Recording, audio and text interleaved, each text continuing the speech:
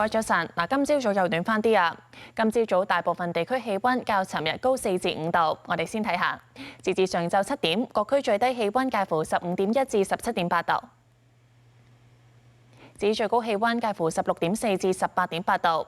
一齊睇下風勢圖，影響廣東嘅東北季候風正係逐漸緩和，咁同時一道雲帶正係覆蓋華南。預測方面大致多雲，日間部分時間有陽光，最高氣温大約23度，吹和緩偏東風。而未來2、3日風勢比較大，星期5同埋星期6有幾陣嘅雨，天氣清涼。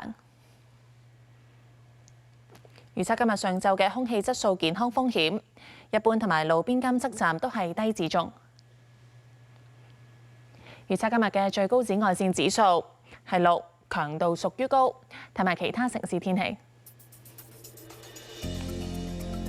廣州、澳門多雲，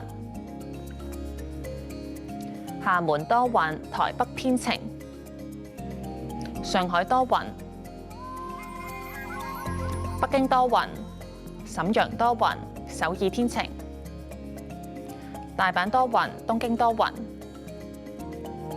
胡志明市多雲，馬尼拉明朗；墨爾本驟雨，悉尼天晴；布里斯班驟雨；奧克蘭驟雨；溫哥華驟雨；三藩市天晴，洛杉磯天晴；紐約多雲，多倫多天晴。倫敦多雲，巴黎多雲，阿姆斯特丹落雨，法蘭克福、蘇黎世多雲。